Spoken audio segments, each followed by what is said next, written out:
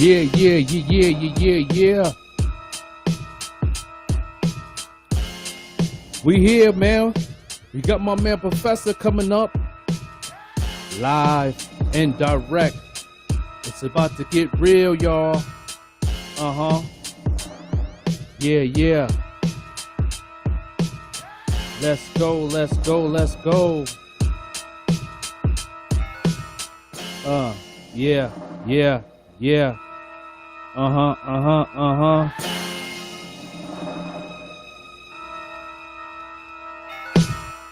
Yeah, yeah. Let's do it.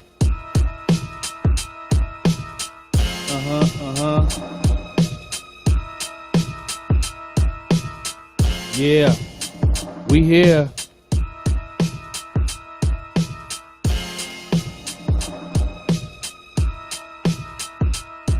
Yeah, yeah, yeah, yeah, yeah, yeah. Yeah, we right here live. Everybody share this. Everybody on Twitter, Periscope, YouTube. Yeah.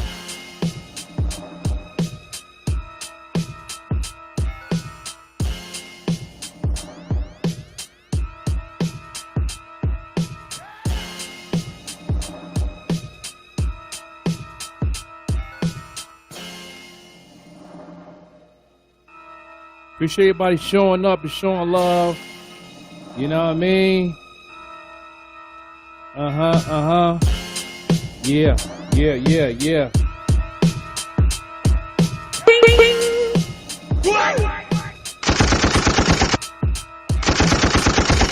Yeah, it's about to get real, y'all.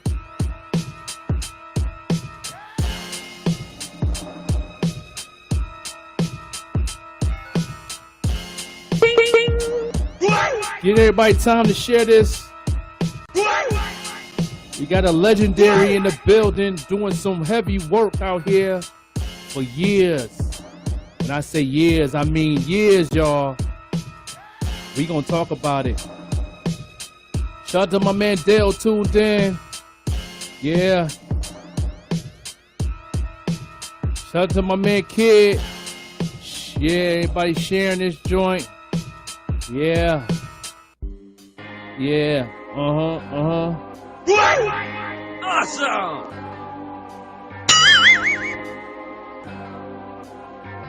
I love it. You guys are so great. Yeah, yeah, yeah, yeah, yeah. Yeah, no doubt.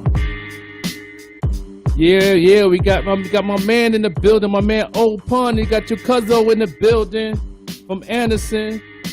No doubt. He said, why I gotta be at work, man? My cuz live right now. Yeah. That's what's up. That's what's up. That's what's up. Yeah.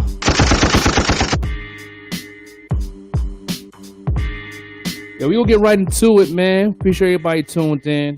Make sure y'all share this on the page, man, and do what it do. We on all these platforms making it happen. You know what I'm saying? Let me introduce this legend that we got live on the pop-up show with the Joker. Man, I've known this brother for a long time. I done see him grow. You know what I'm saying? He been a legendary blueprint. I could say one of the major blueprints, if not the mega blueprint of Anderson, South Carolina, when it comes to recording, when it comes to producing, when it comes to writing lyrics. When I say lyrics, I mean bars. You know what I mean? Yes, indeed. Straight from the South. You know what I mean? And he does movies, direct movies, write scripts. He do it all, music videos.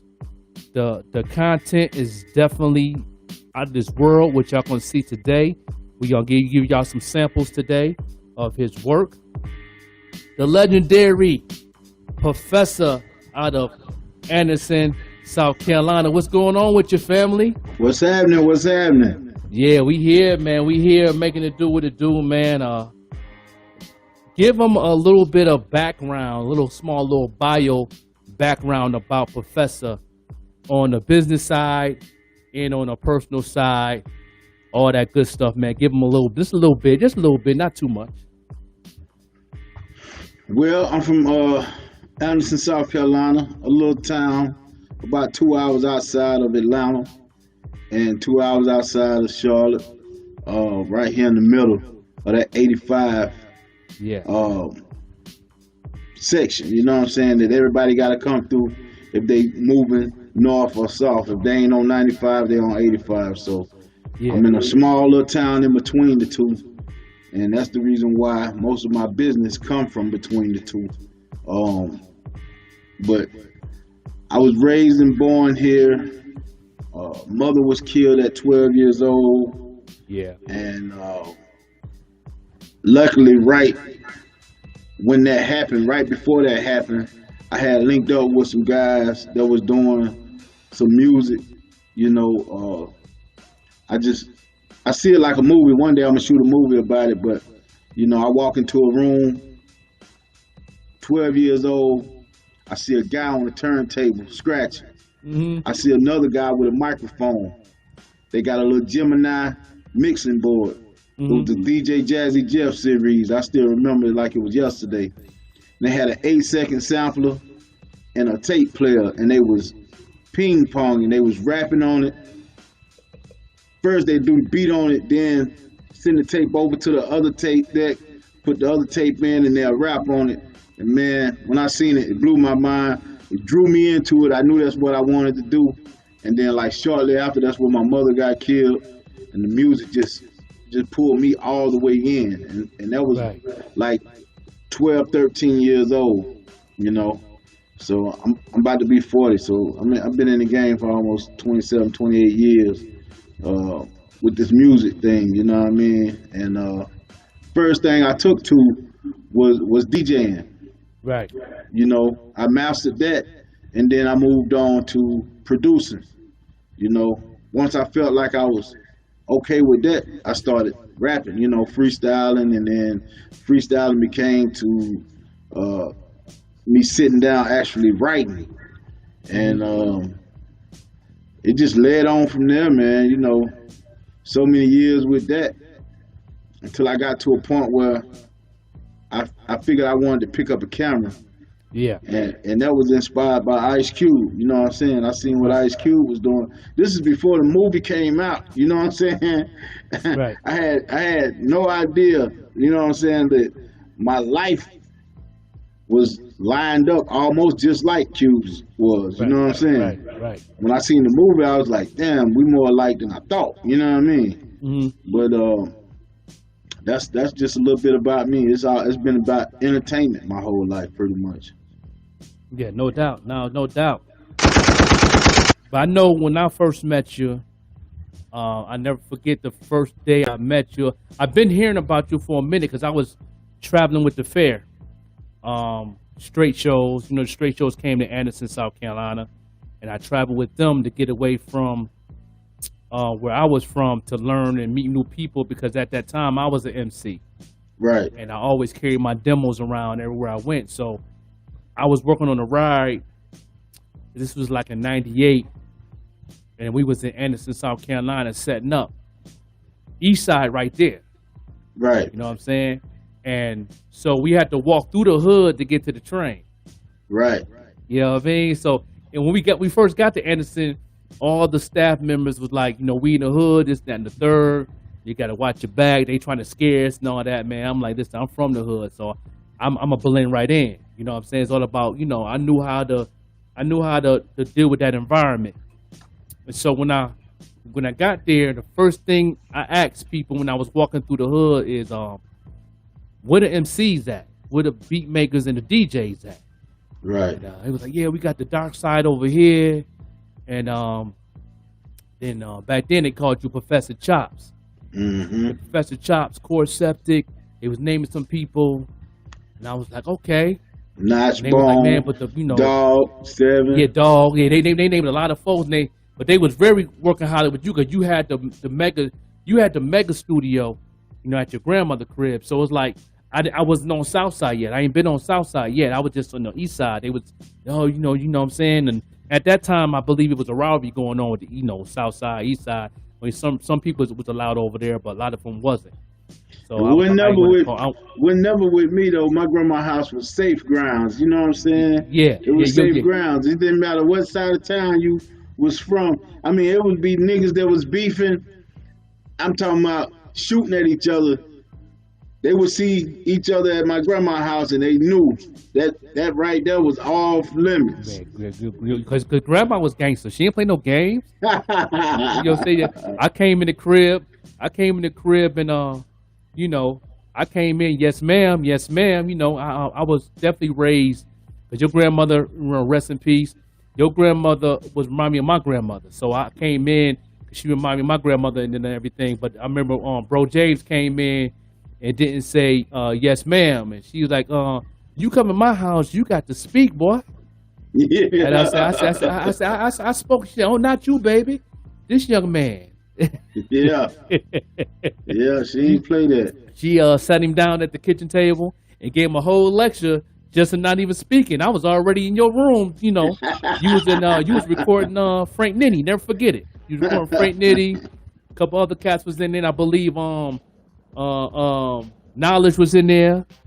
Real Knowledge and Mean Mill. Yeah, they was in there. You know what I'm saying? They just got finished recording their joint, and I was in there just analyzing and everything. And she gave a whole speech to my man, Bro James, like, you know, you come to my house, you got to speak, young man. We don't do that here. You know, I know your mama. Yeah. You know what I'm saying? So yeah, she definitely was on her toes with that, you know what I'm saying? And very, very amazing woman, and everything. But when I was in your room, when I first met you, everybody recorded. I wanted to holler at you. And then I was asking about your equipment, and I was like, I want one of those. You said, no, you can't have one of these. This is customized. This is built from scratch. And you the first producer that I've ever been to at that time that had a computer built just for recording. Yeah. I've been to a lot of studios from New York, Buffalo to Philly to Florida. You was the first producer, engineering, that had a hard drive built just for what you was doing. Well, at that time, I was the only nigga in the hood with a computer.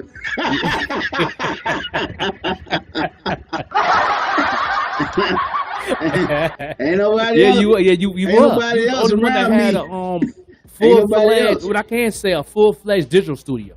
Man, listen, man.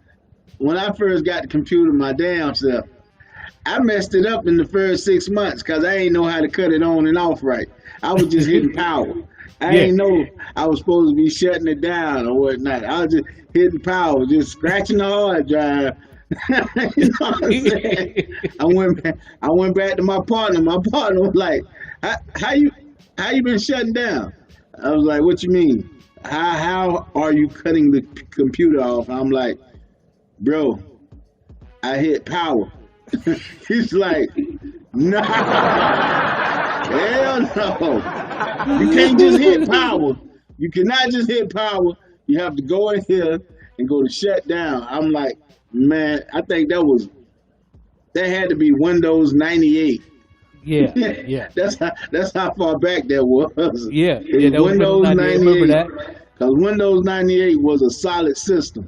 Yeah. And man, I swear, after that, he was like, I'm gonna teach you what I'm learning because it's gonna save a lot of time and it's gonna save you a lot of money in the future.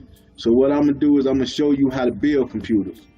Once he showed me how to build computers, man, it was really on from there because all the way up into today, all my systems I build. You know what I'm saying? Right.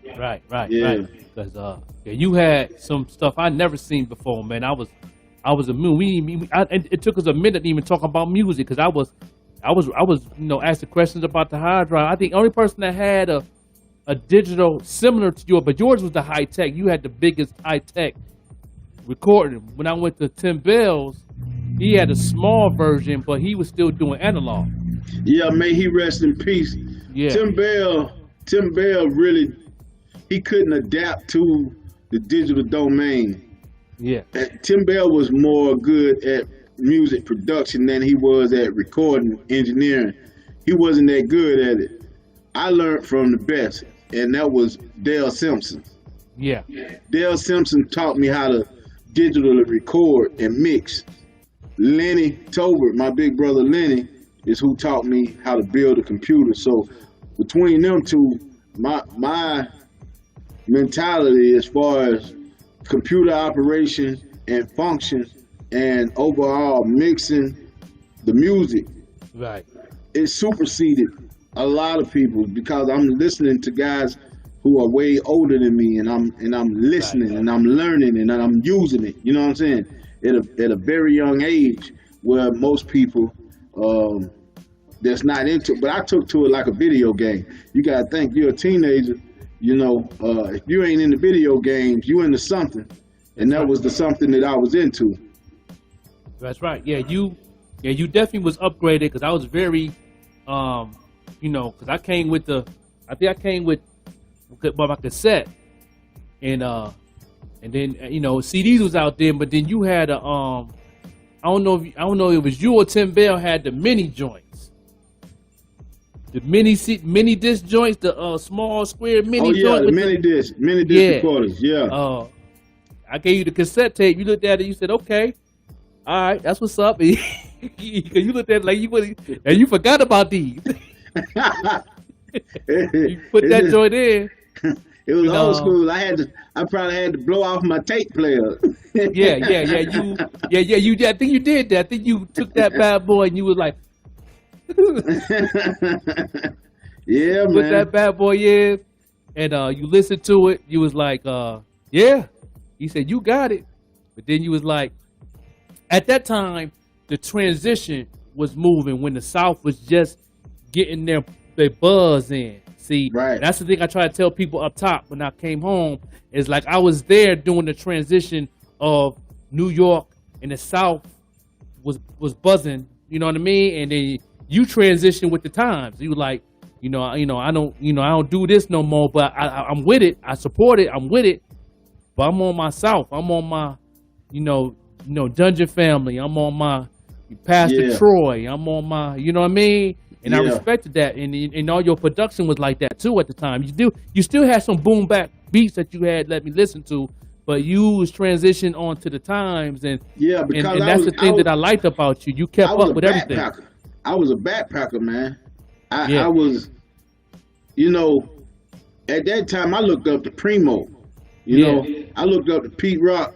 I looked up to everything up north because on my radio, that was the only thing that was playing. Yeah, and you had some crazy boom bap tracks. And when the I ain't get a chance to Family get them joints, out, but you had some joints then that had me break my neck. Yeah. You know what I'm saying? I had to get an ice pack on my joint. It's like that joint.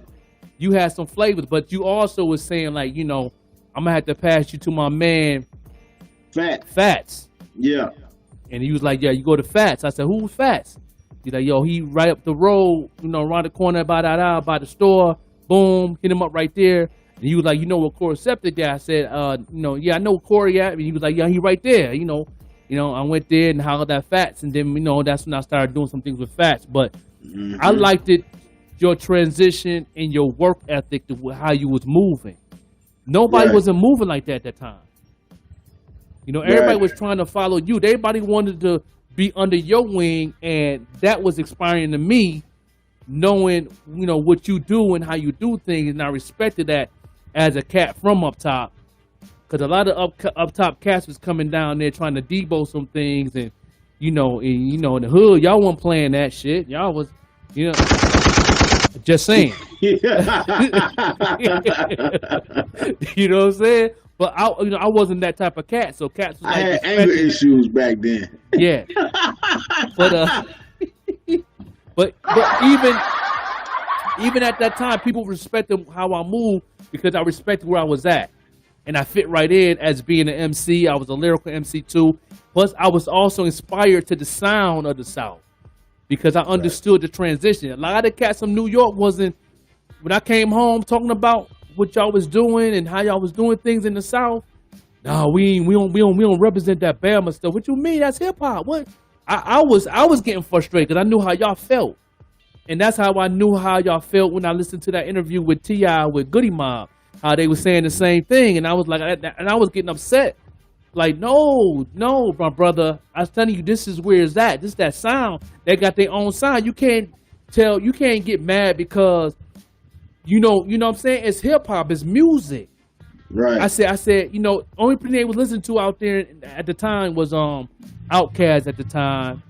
And I think it was Outkast, I think it was Drama, and then Pastor Troy was getting pumped pretty heavy in the college market.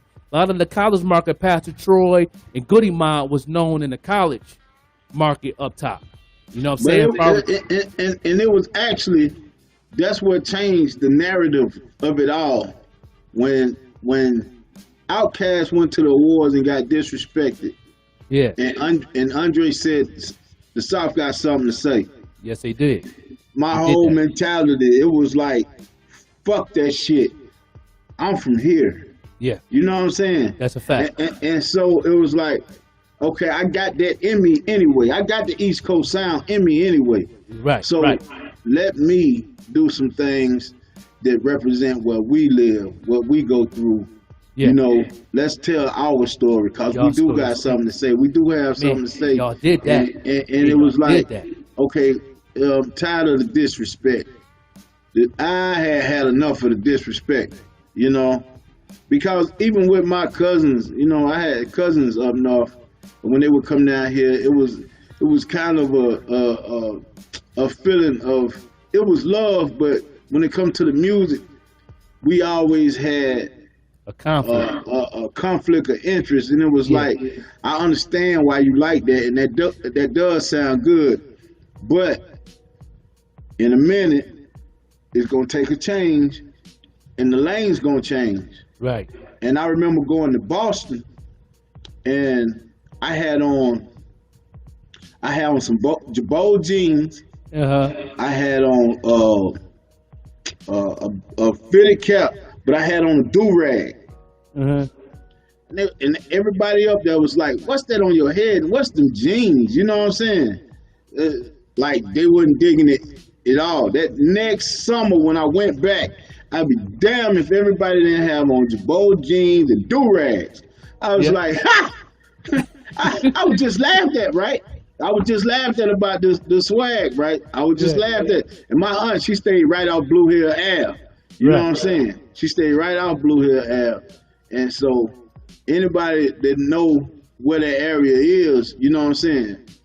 In Dorchester, it wasn't a good area. You know what I'm saying? They made a whole movie about it. So you know what I mean? It was me at the age of 16, 17, taking the Greyhound bus to Boston by myself, and pretty much walking around like it was all good, even though it's gangs on this end and this end. But I rode the Greyhound, so I'm packing 2 pistols. I really didn't care. I didn't care nothing about a gang. Nah, it wasn't really that. It was just, I knew if I stuck to the code and respected the grounds I walked on, wasn't nobody gonna mess with me. You know what I'm saying? You're right. So and plus, once they heard my voice and they hear me talk, it was like, oh, you ain't from around here, nah. So when you come with the what set you claiming, you know what I'm saying, or what you repping, man, listen, I ain't from around here. You know what I mean? Right. Right. Fact. I'm in South Carolina, bro. I got family here. You know what I mean? So that's how they roll. I had a different respect. You know what I mean? Right. Yeah. And when like I said, when I came to Southside for the first time, I fit right in because I was an MC first, and people knew about me from the fair, and I gave back to the hood. Never forget it, man. I think I never told this story live on radio or on my podcast, but when I was with straight shows, see, I ain't with them no more. I can say this. I was on the Himalaya. I was playing music. I was a DJ. I ran the ride. I interact with the people, And the thing that I did was interact with the people in the hood. So my boss that was on the Himalaya was in charge of the tickets. And I had to go and clean the ticket joint. At the ticket, he told me to go sweep and mop it. So I swept and mop it, and the ticket was all right. The boxes was up there. Man, I came in with the duffel bag, filled that motherfucker up, and I went to the first spot. Matter of fact, one of the cats was from Anderson Gun. Never forget his name. I think his name was George. He was driving the Hyundai, and he was going to visit one of the girls that worked at one of the donut joints. And he had a pistol on him and shit, you know, from the hood. And he was like, "Shit, I'm from Anderson Garden, man." I said, man, I got these tickets, man. I need to get them off. He said, "You selling them?" I said, "Man, fuck that shit, man. I'm finna get back to the hood." I said, "You know, I want all the kids, because there was a lot of kids. That's when Anderson was popping. It was the population was crazy. A lot of kids around. I said, I want the kids to stay off them streets. I want them to come to the joint and have a good time and all that." And he sent me to Anderson Garden, man. I was giving away tickets, man. He sent me to the east side, you know, boom, boom, and did that.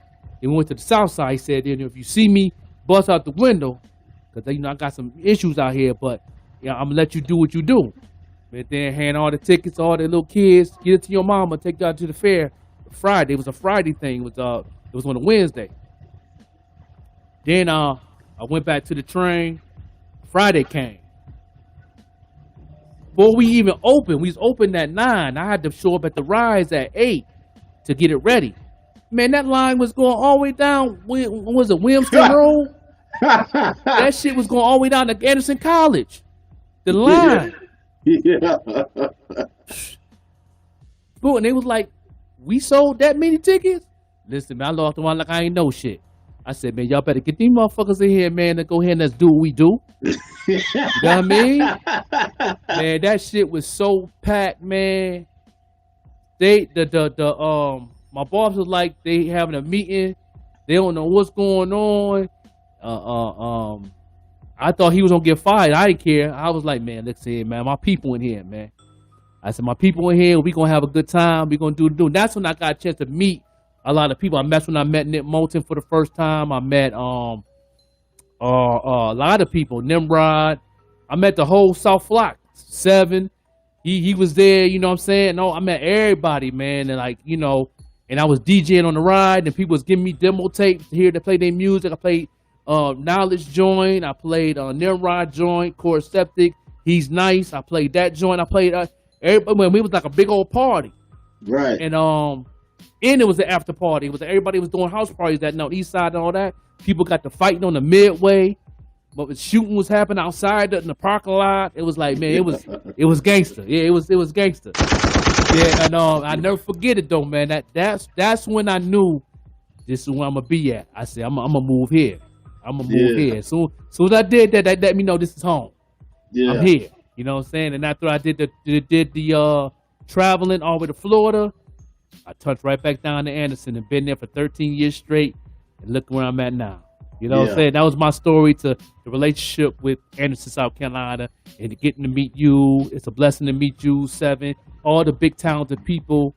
And I take that I take that with love, man, real heart to my heart and my soul, because I don't know you remember when they posted up all the top MCs out of South Carolina, and there was only one person from South Carolina on that joint, and I went off. In my opinion, and you know, we can have a debate all day, there's no rapper out of South Carolina better than I can pull out all my top 5 is right in South Carolina. Right.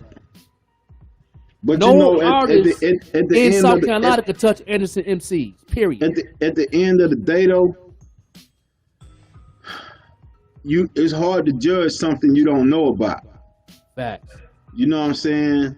The problem here was always the product is in hand, but it's not being pushed. You know what I'm saying? So yeah, it's diamonds here. You know what I'm saying? It's plutonium out this motherfucker. But yeah, nobody knows about it. They still in the ground. You know what I mean? Mm-hmm. So if you don't push, how anybody gonna know about you? Oh, you know what though?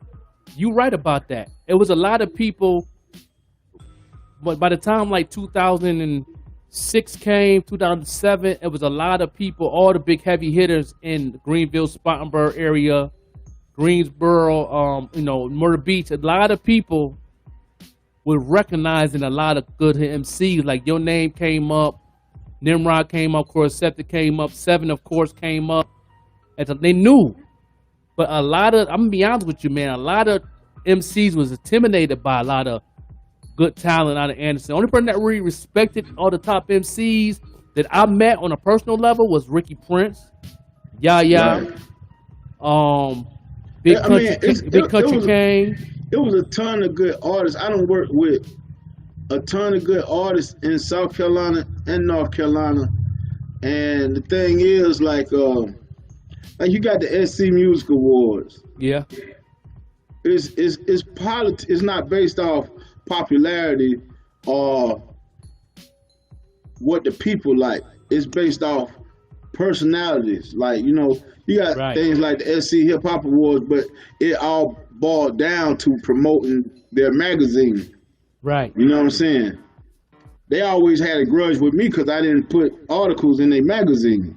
You know what I'm saying? I never felt the need to put articles in a magazine because I was working with people all over the state. I was working with people in Charleston. I was working with people in Rock Hill. I was working with people in Greenville. I was working with people right here at home, Spartanburg, Clemson, Travelers Rest. You got, Sumter, Myrtle Beach. I was working with people from all over South Carolina, so I never felt the need to put myself in their magazine. Right. You know what I'm saying? But due to the fact that I didn't play like they wanted me to play, you know what I mean? They felt the need to botch awards and things of that nature. Yeah. You know what I'm saying? Yeah. So they definitely put a lot of artists on the back burner out of Anderson, man. And they never put me on the back burner because one thing I learned after the first two shows they had was it didn't matter. Well, you had a different lane anyway, though. I don't even put you in the lane of just an artist. I put you in the lane of entrepreneurship. Yeah. Yeah, you was in a whole different lane because you was really in your business part. I always have. Yeah. I never cared about what somebody else had going on. Right. I was gonna always stay in my lane. I stay in my lane because you definitely did that because I remember a lot of folks used to always, streets always been talking, man, and I used to back up a lot of good people like yourself up, man, when people get to talking crazy, and I'd be like, listen, man, I said, you got to see the movement of what people is doing before you speak on it because you might not understand how they moving, but respect it because it's different. Right. You know what I'm saying? And I said, I know the fear came in with me when I was different. Right. You know what I mean? When I was doing things, when I was working at Shirt Kings and then I was networking with this person, I was doing that. I was still involved. I was still breaking bread with you. I was still, you know what I mean? And people didn't understand that. I'm like, cause I'm different. I respect the movement of business of hip hop. I respect the culture before I respect the person. Right. I respect the culture first.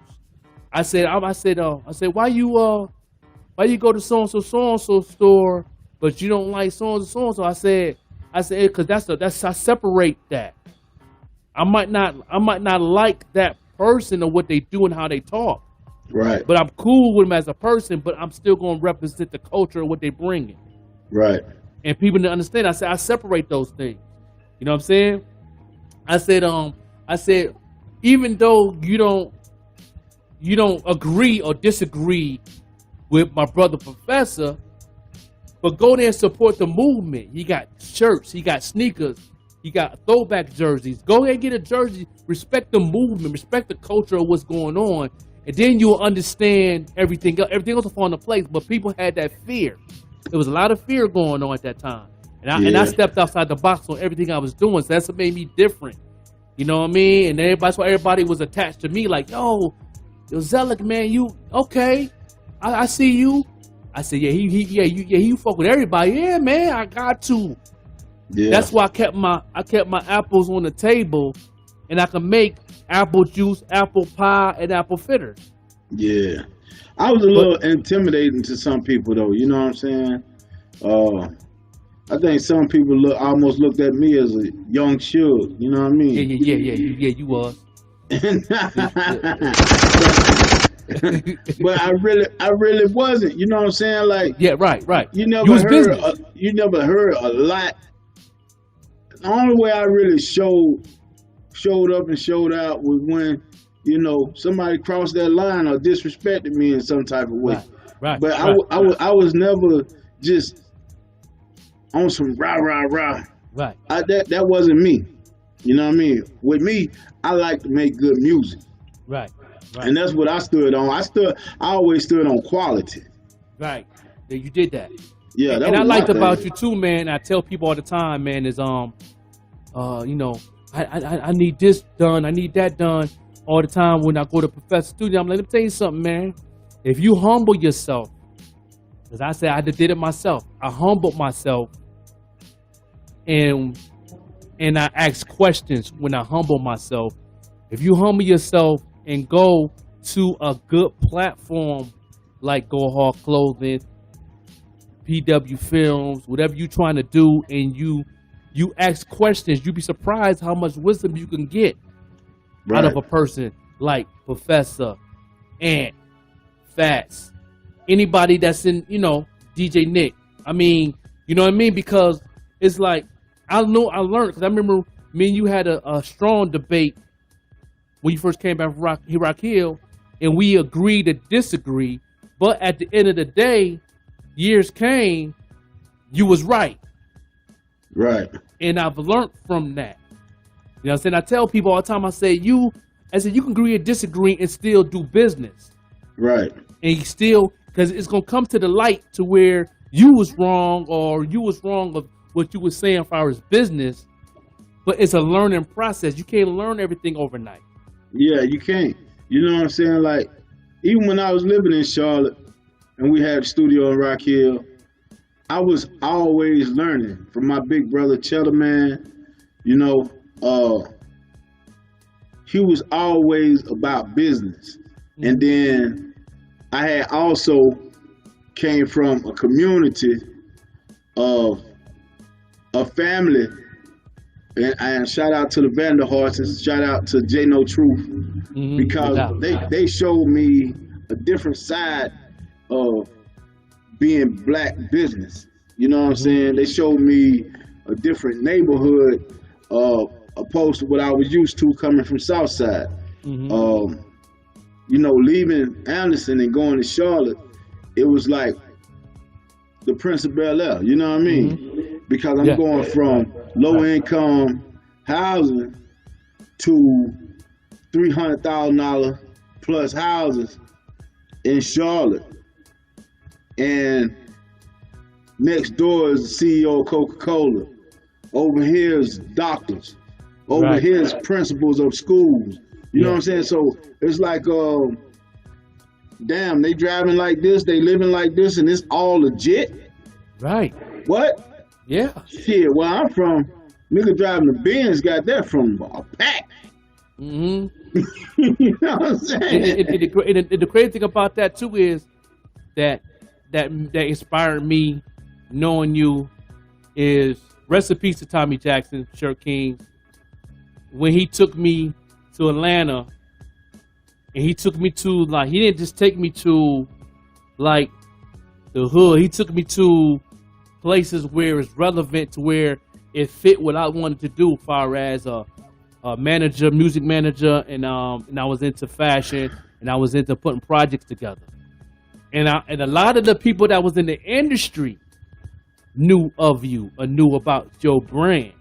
Yeah. That's what very inspired me to represent Anderson where I was living at because I'm like, yo, I'm in Dallas Austin's house, and he knew who you were. Like, yeah, child, he got the video. Okay, yeah, he did my man shit.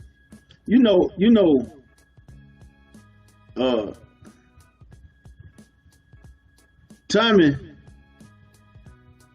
he kind of had what was coming to him. Yeah. You know what I'm saying? Yeah. Yep. I'm gonna say rest in peace to my sister, my big sister, Kawana Burns. You know what I'm saying? Yeah.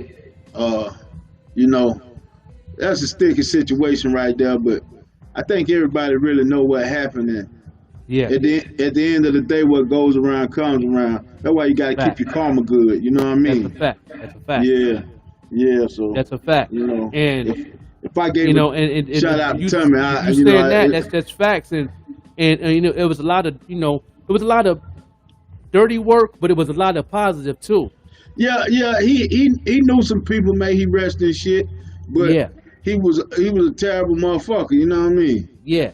Yeah, he put me in positions. At the end of the day, I just gotta say that. I just gotta, you know what I'm saying? I just gotta say that because, you know, it's kind of hard for me to be on the show and listen to somebody say, "May he rest in peace."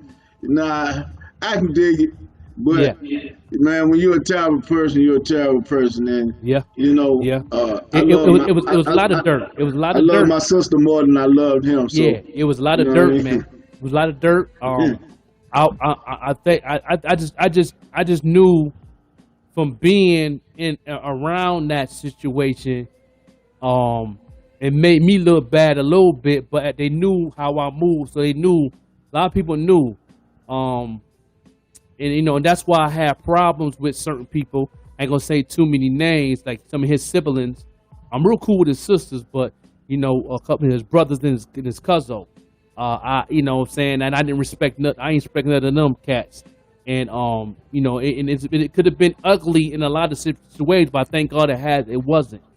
But I don't care really who I may or may not disrespect, because you know, the actual person that committed the crime, they actually told that, you know, they was hired by him. So, you know, at the end of the day, listen, man, the money was on the head. That's right. So money was on the head. I got Let's keep it 100. Let's keep it. Whatever. I mean, we both came from an environment of we adapted to our environment very well, so we know the energy and the vibration of it. So we can't lie on that. That is what it is. You feel me? I've learned, and I learned a lot. I learned more about hood shit than I did in my hometown, Buffalo. I'm gonna keep it 100. I didn't learn gangster shit until I moved down south. Right. You know, it's gangster mentalities and gangster activity in Buffalo that I was around, but because gangster is also a culture too. Let's don't get it twisted. Oh yeah, most definitely. You know what I mean? And I understood the culture part of it when I moved down south. Right. Not when I was up top. Right. You know what I mean? Because that wasn't, because most of the, like I tell people all the time, and the people hate when I say this up top. And you know what I'm saying? Me and him we was cool. Yeah. You know what I'm saying? Yeah. We was cool. But when he did that, nigga. Yeah. Oh yeah. We went cool was down the drain. That shit was gone. You know what I'm saying? That's a fact. That's a fact. And you know what I'm saying? And I felt that, and I seen that, and I felt the energy of that. But I didn't. I think, and I salute you for still doing business with me and trusting me, because I'm pretty sure you knew that, you know, you ain't had nothing to do with it. Yeah, I'm saying I ain't had nothing to do with none of that movement. I just worked for the brother, and I was getting in when I fit in as far as what I wanted to do with my career. Right. As far as if it was music management, if it was my art, or whatever I wanted to do at that time. And then, you know what I'm saying, I salute to you on that, and you kept it 100 with me since day one. And you know, and when you talked, and and we talked between the lines. You know, we didn't talk in, you know, like talk, but we knew where we stand when I went into your lab. And there's been plenty of times we was one-on-one talking, and nobody don't have to know that we knew, you know, what was going on, and we kept it moving. And Right. you opened your doors to me on anything you had going on. You opened your doors to me, man, and I appreciate that, man. And you were definitely a genuine good dude. You let everybody in Anderson feel like they balling on a budget, because your craft is definitely worth more than what's going on. I mean, that's what I stand on. You know what I'm saying? And everybody that I deal with here, they know what when they come to me that they getting a deal. They know these ain't my regular prices. These is hometown prices. You know what I'm saying? Right. Because hometown, yeah, it is some people getting it, but it's a lot of people around here that's not getting it like that. You know what I'm saying? And the money ain't flowing like that city money. It ain't flowing like Charlotte money. It ain't flowing like Atlanta money. You know what I'm saying? That's right. So I make my money from those two. And then in the middle where the money just ain't right, I let my people have some leeway. You know what I mean? Man, you move like Michael Jordan on the court, man, from one end to the other, boy. You know what I mean? You know, you crossing over and spin and move before you know it. By the time you get to Atlanta, you slam dunking, man. You'll move, and I tell people all the time that wanted to do what you was doing, that was trying to do what you was doing. I said, man, your best bet is to watch him learn. Right. People was so intimidated, and so I'm like, no, man, open. You'd be surprised what you can get out of brother Prafessa if you just humble yourself and get in where you fit in. Right. You're not gonna get all of it in all one time. Right. You know what I mean? Money talk, bullshit won a marathon. Right. And that's one thing I ain't never been scared to do. I ain't never been scared to give somebody knowledge. I ain't never been scared to show people this stuff. You know what I'm saying? And teach them how to work this stuff. And show them some pointers and give them, you know, some shortcuts. I never been scared of that because at the end of the day, I'm still in my lane. That's right. It's enough to have 100 of these lanes right beside each other, and everybody still get paid. You know what I mean? Everybody still get it. You know, and that's what you did. You opened a lot of doors for a lot of people. And like I was saying before, me being in Atlanta, meeting all the big cats with Tommy, a lot of them knew who you was, man. And that really inspired me to be like, man, everybody used to have this excuse. Ain't nothing this and that, I can't do this. Listen, let me tell you something, man. I just came from Atlanta, met with Michael Blue. I met with Dallas Austin. I met with DJ Greg Street. I met with all these different, you know, Pete Brown. And they all, I met with DC Young Fly, who grew up next to my cousin who babysit him when he was little. You know what I'm saying? Knew who you were. Yeah. And knew of you and knew your work. You know what I'm saying? I said, if people can just get off your ass and stop being scared and go out there and jump in that big ass lake, you'll pick up a big ass whale. Mm-hmm. You know what I mean? And that's what you did, man. You moved. You went to Rock Hill. You networked with Atlanta, Charlotte, Myrtle Beach. You know what I'm saying? You know, you went up top with your family, your cousins in New York, and it's like, come on, man. It's like you took risks. You sacrificed. You know what? Some people call it risk, but I felt like it was just a part of traveling. I love to travel. You know what I'm saying? You was quick to go, man. I mean, plenty of times I booked a couple studio sessions. A professor out of town. He just got back last night. What the fuck? Yeah, man. And I'm professor be gold, boy. And I'm the same way right now, man. For real. Yeah. Got to be in Atlanta Friday. Yeah. Tampa Saturday. You know what I'm saying? Back in Charlotte Wednesday. You know what I mean? I'm fishing. You know what I mean? Every time I turned around, you was gone. Yeah. You know what I'm saying? And I'm like, okay, and then I get back. Oh, my bad, Frank. Man, I had to make a power move, but I got you. You know what I'm saying? And I go in the booth and do my thing, and I was a one taker, so you know I ain't waste no time in that booth. I went in and do what I do. I'm used to it. Yeah, man. The man, Professor, let the cat everybody know what you got coming. You got any movies, new videos, new? Right now, you know, I've been doing a lot of music. I've been back into my music real heavy. Matter of fact, I had to cancel, not cancel, but I had to hold my sessions for this time I had for you allocated. And but these last 2 days, man, it's been bogus in here because these stimulus checks eating them up, boy. Yeah. They coming to spend that bread, boy. That's what I'm talking about. Everybody got some money in their pocket. Everybody got some money in their pocket right now. So even like in about 30 minutes, I probably be booked up for the rest of the day. Yeah. You know what I'm saying? I'm gonna let them see a little bit of your work real quick. Give them a little taste of your work, your videos, your sound, your look. Cause you're an engineer, you're a video movie director. You're real good with that camera editing. You do it all. Yeah. But I'm working on Hoover Deuce album right now. Okay. That's my man. Yeah, Hoove, yeah. That's my brother, man. I ain't seen him in a minute. I wish he was here to interview the brother, man. That's that man Hoove. That's my brother. Me and shout him out. And now we probably finna do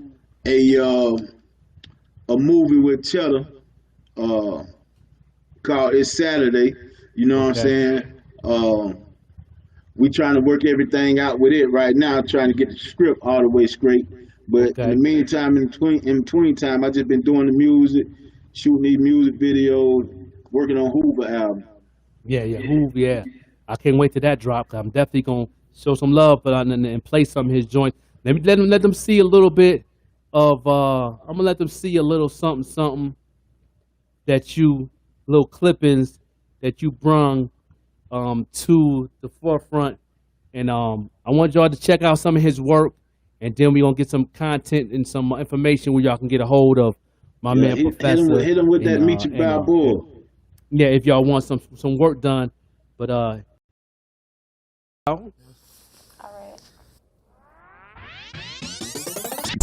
back to back, just me and my bro. If I'm of the pack, keep me on my toe. Play with them racks, the money don't fold. Saving that money till that money old. Remember, I really did pray for a load. Pay for the work like they pay for a show. Touching the money, ain't going back broke. I'll let my dog get a piece of the loaf. Look at this shit, I'm icy. Hot young nigga on spice. Soft ass nigga don't like me. Been by the check like Nike. Got on my dope boy Nikes. She just wanna hook up. Give me this life and time while she on the look up. No, this ain't masterpiece, but I got the hook up. Mama shoulder be booked up. Who we got, I'm shook up. Who we got? Trap don't ain't never close, open 24. Oh, shine around the clock, tick tock 24. You know we ain't running game. Baddest in the club, looking good to me. Put you on the Spurs at a shopping spree. Never been a problem when it come to me. Tell me that you wet, that you feeling me. I can get you wetter when we in the sheets. Say what's on your mind when you look at me. Who can do you better when it come to me? Nobody can do what I do. Your body. Oh, no, nobody can do what I do. Your body. Nobody can do what I do. Your body. Oh, no, nobody can do what I do. Your body.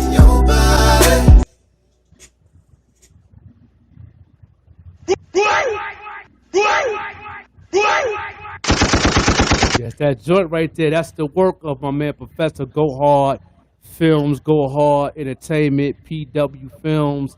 That right there, solid right there, boy. Yeah, it was some nice, clean shots. You know what I mean? That's why I focus on quality, man. Yeah. Yeah, man. Yeah, man. Let people know where they can get a hold of you at, man, on your social media, your website, and all that good stuff if they want some work done and let y'all know your bag got to be right. Your bag got to be right. And that means, can I say that one more time? The bag got to be right, and he would definitely come to your town and do work. Let everybody know your information so they can get a hold of you if they want some work done. Video, movie scripts, beats, production, record, whatever. You can grab me on my cell at 864-376-4396. Again, that's 864-376-4396. And then Gmail is prafessa@gmail.com. That's professor@gmail.com. And all my social media, just type in Prafessa. It's gonna pop up. PRAFESSA. I'm gonna pop up. Yeah, no doubt, man. Yeah, you definitely on your grind. A lot of work. I got a question. Shoot it to When me. we gonna do that Child Support the Movie too? We're working on that right now. You know, there was a few discrepancies with what actors was coming back, Yeah. who we bringing back, because we had a little problem with a few of them. So everybody won't be coming back, but me and Anthony, we got that. We working on that right now. Yeah. Me and Ant had a little talk a couple weeks ago, and he definitely want me to come back because I was the hater. Yeah.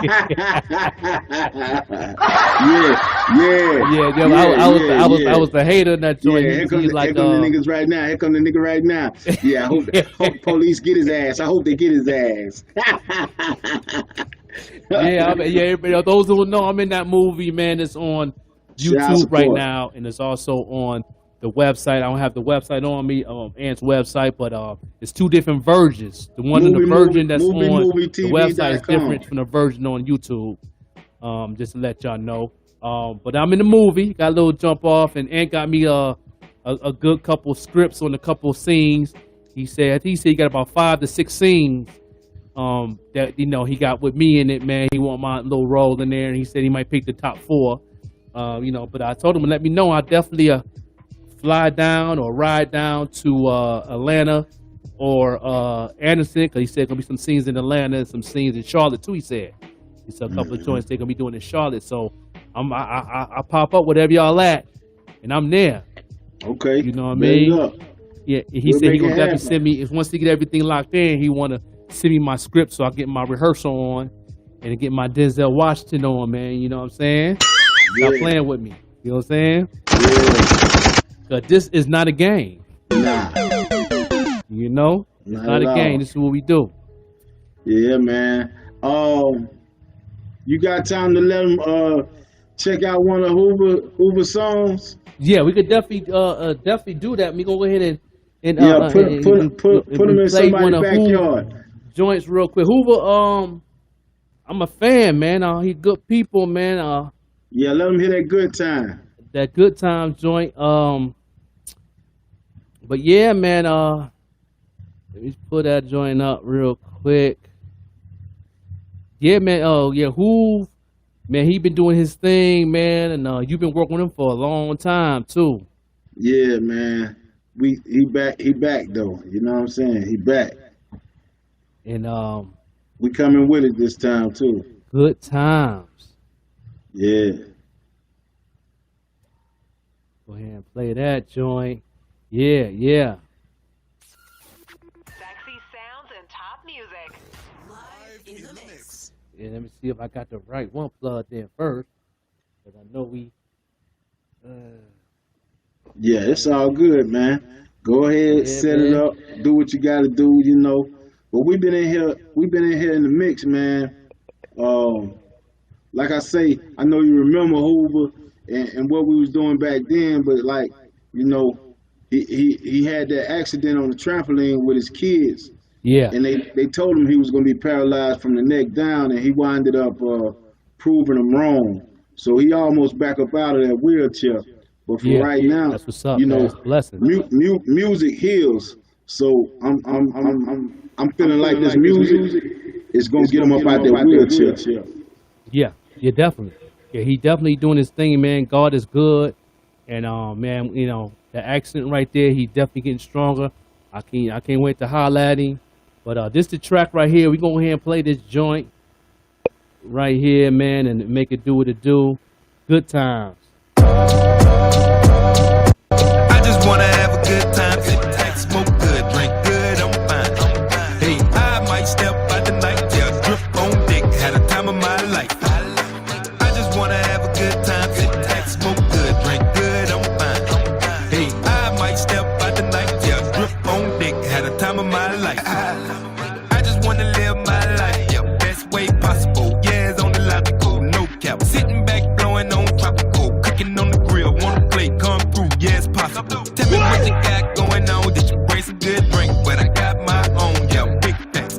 He gon' need a ride home, he done gotta buy a trunk, goddamn big, yeah.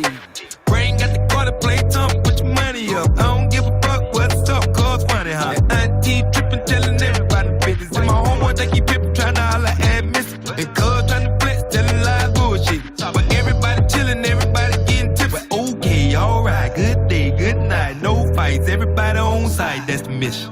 I just wanna have a good time, sit back, smoke good, drink good, I'm fine. Hey, I might step out the night, yeah, drip on dick, had a time of my life. I just wanna have a good time, sit back, smoke good, drink good, I'm fine. Hey, I might step out the night, yeah, drip on dick, had a time of my life. Yeah, I'm fresh at different breeze, drip on fleet, pocket full of dough, where's my keys? I'ma step up feeling good with my chest out, pep in my step now, everything check out. I don't give a damn, I'm just going with the flow. I don't know, but I have a good time when I go. Here I go, hit the club, hit the step at the door, hit the bar, get a drink. I'ma need a couple more. Goddamn, won't be found. We gon' blow about a pound, take a turn by rounds, taking pictures with a camera. My niggas getting lit, getting turned, getting amped up. I don't want no drama, but you know a nigga's scrapped up. But anyways, that's a good night. That's right. Go home, get some ass on sight. Wake up in the morning, then talk about the shit. I had a good time last night, we was lit. I just wanna have a good time, sit back, smoke good, drink good, I'm fine. Hey, I might step out the night, yeah, drip on dick, had a time of my life. I just wanna have a good time, sit back, smoke good, drink good, I'm fine. Hey, I might step out the night, yeah, drip on dick, had a time of my life.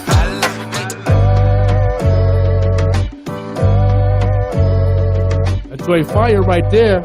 Yeah, man. Yeah, man. We got some tracks. We're gonna have some heavy hitters on there, man. You know, I'm also working with TMC Millie. Yeah, he nice. I've been knowing that young boy since he was young. He was bars back in the day. Yeah, his first time recording ever in life was with me. Yeah. When he was 13. Yeah, I remember that. I got an artist named Brittany. She working on an album. It's Dumb Stupid. I got an artist named Luana. She working on her album. It's Dumb Stupid. Man, Corey Septic, he working on a new album. It's Dumb Stupid. Yeah. I just had him on my show about 3 weeks ago. I definitely want to do an album review. We're gonna do an album review on the show, on the podcast. As soon as he releases, we're gonna do a whole review, track to track. When he released that joint on the show, and hopefully you can be on too with him. Come set it back. up, and come back on the show. Let the whole world review that joint and see what's hot. I mean, he's a legendary man. I did my top 5 MCs out of Anderson, man. He definitely at my #1 spot. And he definitely inspired me when he came out with He's Nice. Yeah. I can't find my copy, man. I'm 38 hot. That was legendary right there. We had one with that one back in the day. We just didn't have the promotion we needed. Yeah, and that was the problem when I first came to Anderson, because I was really strong on the promotion side, me being from up top, and I was always hooked up with a lot of the culture out there in South Carolina. But Anderson, but Greenville had a market, and Clemson had a market because of the college. Right. And I was around that college when it came out. What was the name of that club right there in Clemson? Was it Sky Dome? Skybox. And when I was out there at the time, I was working at I can never forget. I was working at the Bojangles just got built out there. I was working out there in Bojangles Chicken. Shout out to Bojangles Chicken, Chicken Fire, with the biscuits and all that. Come on now, you got my, you feel me? You know what I mean? Hey, you feel me? So you know what I'm saying? That was yeah. The fingers with it. Yes, sir. And we used to go to get off work, go right to the Skybox, man. That's where the market was at, because a lot of them college students was coming from Detroit, Chicago, all through the Midwest, man. We even had some Canadians. I met some a couple that was going to Clemson that was some Canadian. You know what I'm saying? So that was where the market of, and that's that said that we were just talking about in the beginning of the interview. That's how Goody Mob got known from the college market.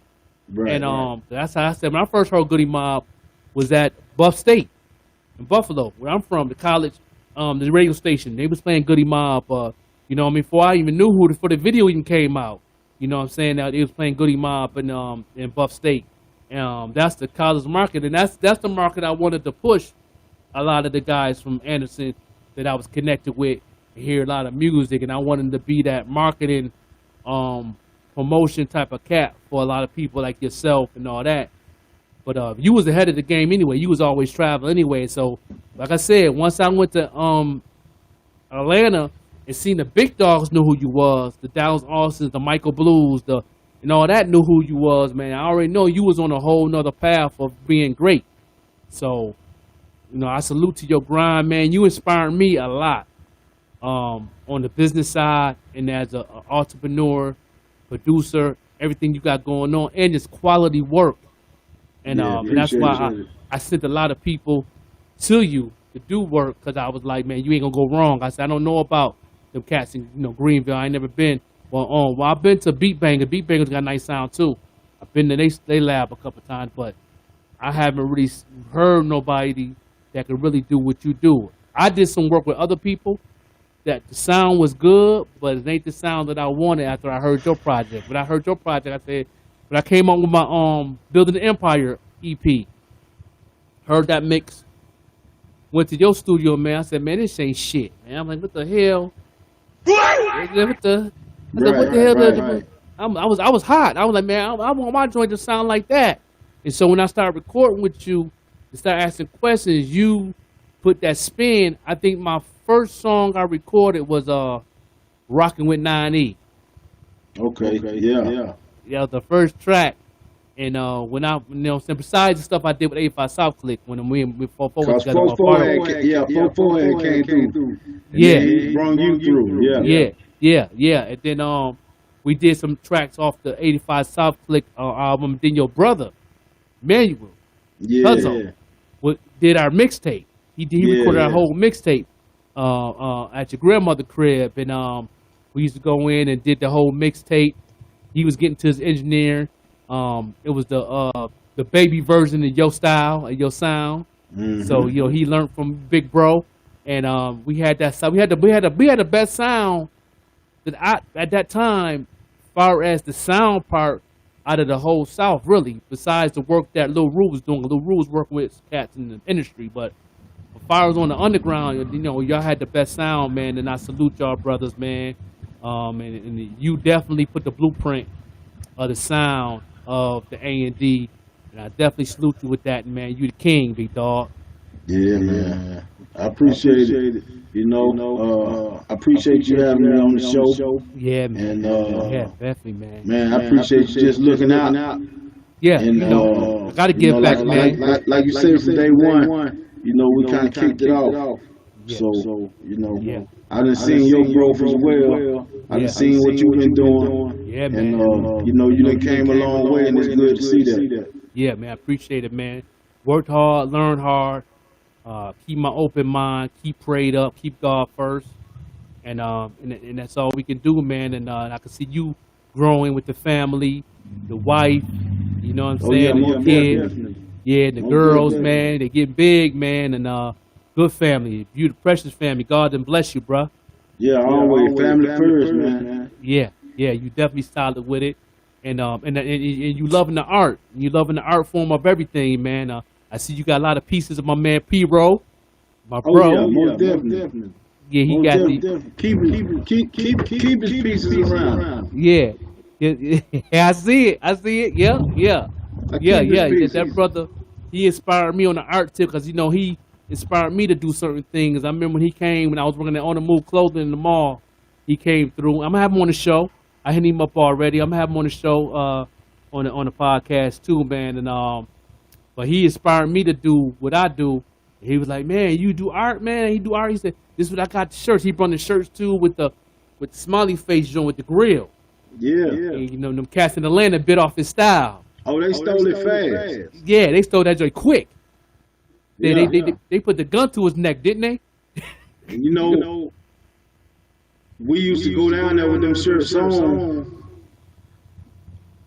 in the same place and areas that they was at. Yeah, I remember. So when they got took, it was like, okay, we know they got that from us, but they don't know they just stole that from a man who been trying to brand that. Yeah, and them joints, man, he had different colors came in. They was selling like hotcakes, man. We was going for $25 a pop. And he was like, man, he said, y'all, you eat off it, man. I said, you know, I told him, I said, you can raise the price to no 25, anything over that, and you put in your pocket. Man, I was selling them a joint for $40, man. People was buying them joints like it was crack. them smiley face, he had the different colors, because, you know, back then, that's when the custom shoes was coming out, and, you know, people wanted to match. And but so, you know, with P-Roll, it only took him like 5-10 minutes a shirt. Yeah. You know what I'm saying? Yeah, he was quick. He was quick with the brush. He on there. Yeah. Pick another brush. Whoop, whoop, whoop, whoop, whoop. He was done. Yeah, man, he was you a know beast with it. If you wanted a little shine to it, he pop some glitter on it or something. Yeah, man, come on, brother. And you starting for a show. You going to the show, clean them up. Yeah, he put me on. I posted a picture the other night on Facebook. That it was an outfit that he did. It was a shirt in the Air Force Ones, black and gold. And I was like, damn, this shit still look good. But the brother is a problem. He inspired me a lot. He put me on like, yo, you can do it. And people try to get us to beef and have a competition and all type of stuff. Man, I ignored all that, man. That's when the MySpace things and came out with the social media. There was a lot of that going on. And you know what I'm saying? Then they didn't understand that he put me on. I said that how y'all gonna try to have us go against each other? He put me on. If it wasn't for him, I wouldn't be doing what I'm doing. That's normal though. And it took a long time for me to figure out that that's normal. You know, yeah. We was bred and trained to think that way. Yeah. To look down on competition. Yeah. Instead of making our competition our allies. That's it. You know what I'm saying? So I look at all my competition now. They my allies. You know what I'm saying? If I'm down on a piece of equipment, I call my allies. If they down on a piece of equipment, they call me. You know, me, Russell, Boyce Box. We are no longer competition to each other. We all running our own lanes. We fixed our mutual disagreements and made them friendships. You know what I'm saying? Yeah.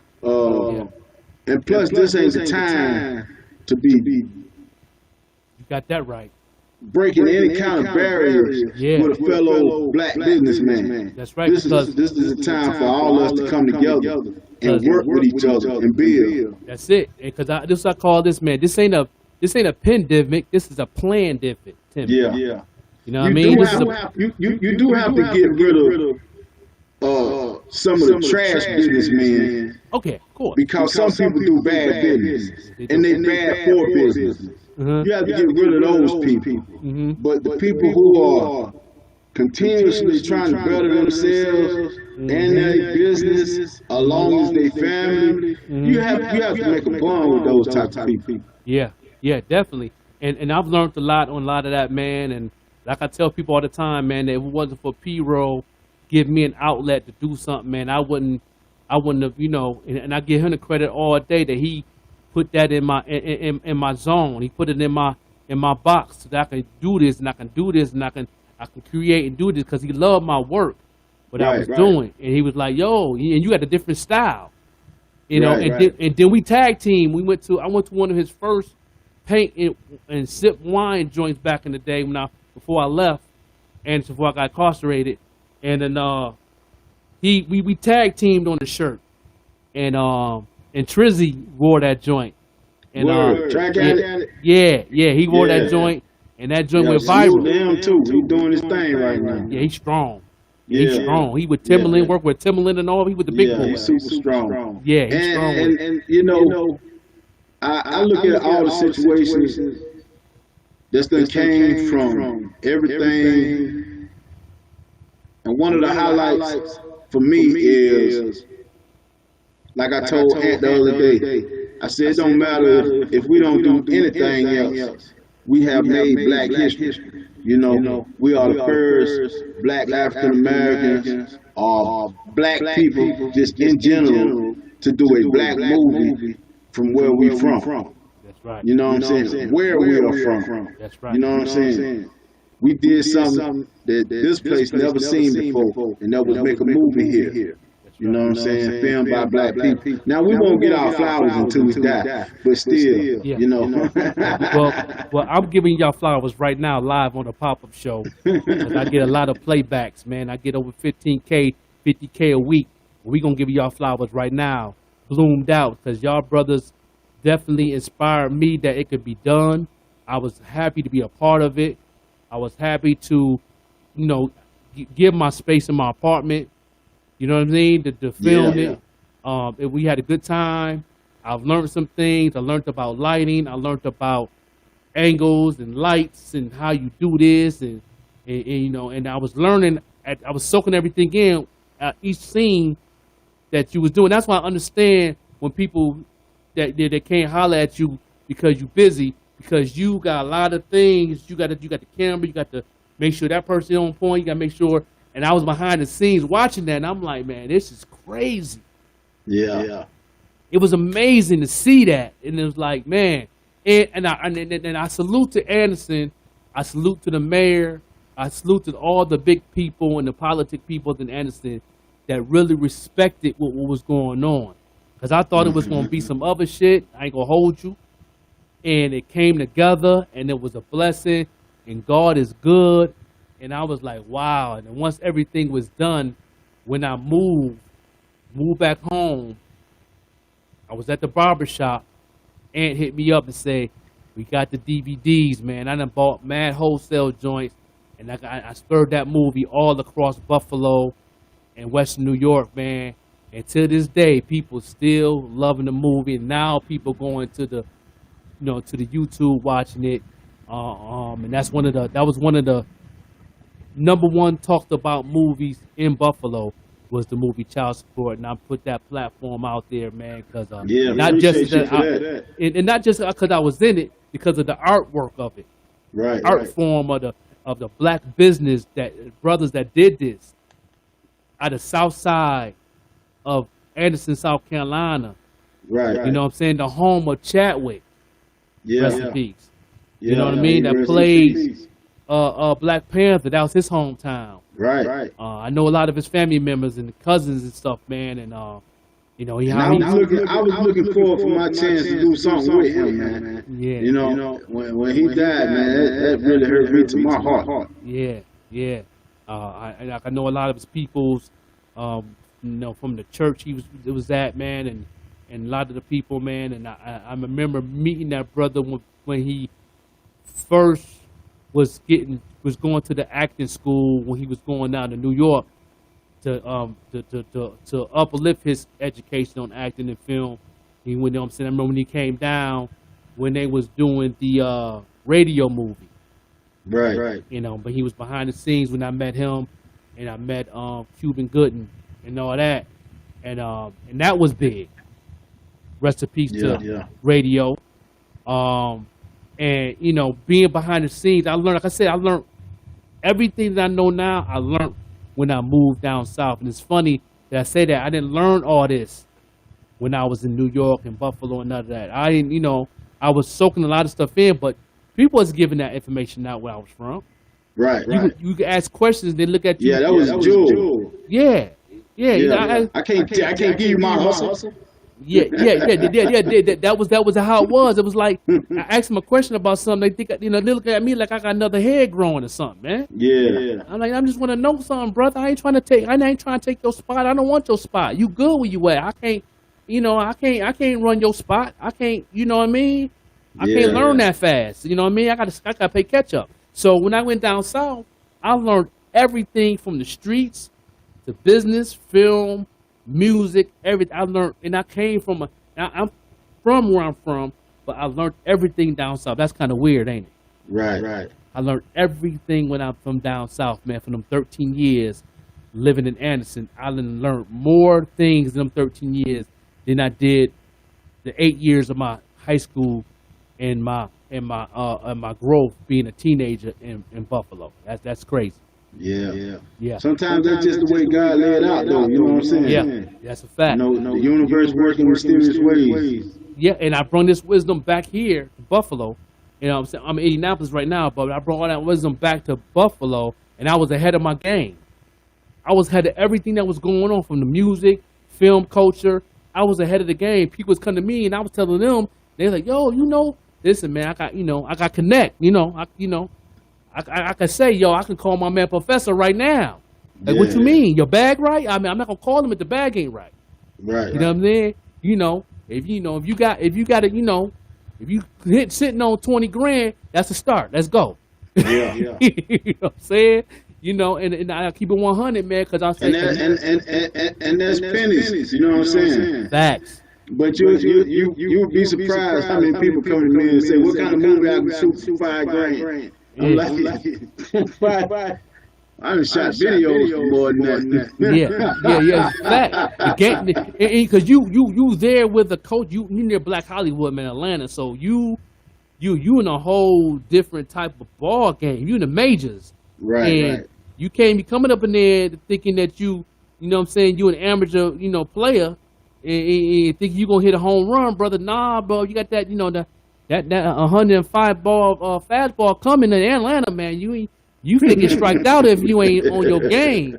Right. You know what I'm saying? Right. So, and I learned that from the culture of being around the South and learning the culture and the hospitality of the families out there in the South. And I learned and I took that and soaked that in, brought that joint back to Buffalo.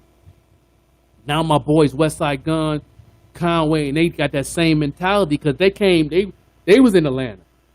They learned everything from Atlanta. They brought it back to Buffalo. So that same mentality, same thing. They came back and look, they got signed up to Shady. So it's like now they with Jay. Right. So it's like the South got a lot to give, man, and y'all been had that.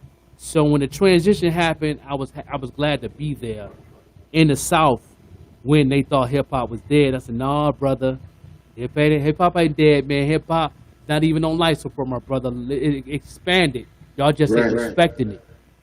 Yeah. That's all. That's right. And that's what I told brothers, man. But and I appreciate you being on the pop-up show with the Joker. Yeah, man. It's been a blessing. Same here, bro. Man, I love you as a brother, man, and we always gonna chop it up. And I'm hoping to have you back on the show when Hoover album is done and when Corceptor album is done, so we can do a whole review show on the podcast and let people hear some new improved music, man. You know what I mean? Most definitely. And get it out there, man.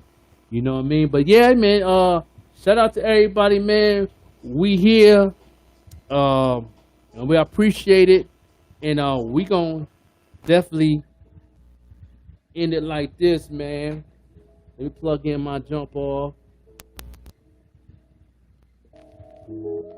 Like this, and we gonna do it like this. We gonna end it all with a little bit of hip hop, man, and I appreciate everybody tuning in. A lot of people tuned in today. A lot of people sharing. Shout out to Facebook, Periscope, Twitter. We on YouTube. Shout out to everybody showing love and do what it do. These instrumentals right here is by my man B Frankie, who produced my single with my homegirl Kayla Bishop. I got a project coming out, dedicated to my cousin who passed away. We're working on that. I got 2 tracks done, and hopefully that I can definitely break bread with you on some production, because I know your beats is still fire. I know that joint still, you feel me? And we gonna do what it do like this, man. And shout out to B Frankie.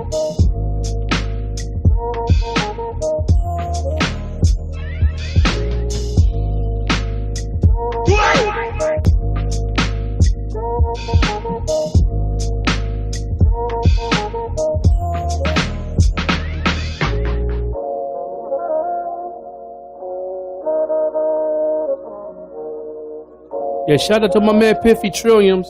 He couldn't make it today, but when you will meet him one day when we go to South Carolina. My co-host.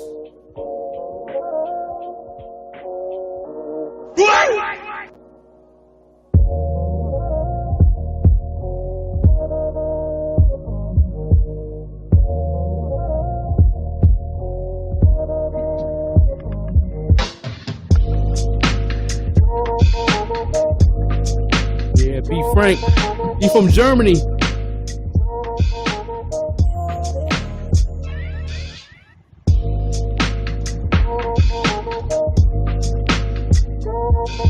Awesome! I love it! You guys are so great! Yeah, that's dope. Yeah. B Frank. Salute, big bro. Yeah, appreciate you, big dog. No doubt. Baby. We out.